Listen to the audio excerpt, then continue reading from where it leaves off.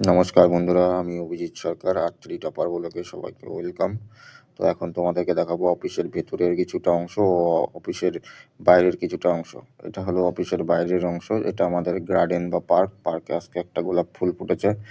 তো এই ফুলটা আমি অনেক দিন ধরেই ধরে আছে। তো এটা আমাদের পার্কটা দেখো, গার্ডেন টাইপের পরিবেশ। এটা বাইরের পরিবেশ।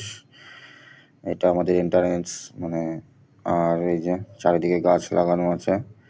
আর এই যে ওয়ে ব্রিজ যে কাটা হয়, আর এই যে ওয়েট হচ্ছে গাড়ি, ওইটা ওয়ে ব্রিজ। আর এটা হলো অফিসের বাইরের সাইড বা বাইরের পরিবেশ। এই যে কয়লা, এগুলো হলো টোটালি কয়লা।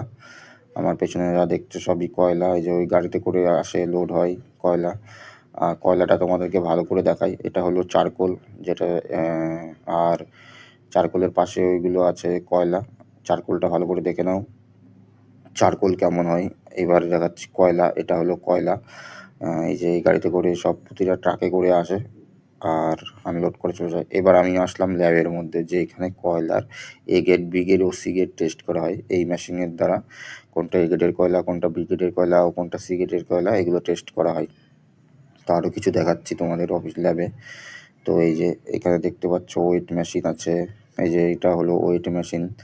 তারপরে তোমার এই যে ছোটো ছোটো যে কোটাগুলো দেখছো, তার মধ্যে কয়লা রাখা হয়। এই কয়লা দিয়ে এইগুলো দিয়েই টেস্ট করা হয় কোনটা এ গ্রেডের কয়লা, কোনটা বি গ্রেডের কয়লা ও কোনটা সি গ্রেডের কয়লা। তো এইটা হলো আমাদের এই যে ছোটো ওয়েট মেশিন। এই যে আর এই ছোটো ছোটো বক্সের মধ্যে কয়লা রাখা আছে, বা জিএসবি বলতে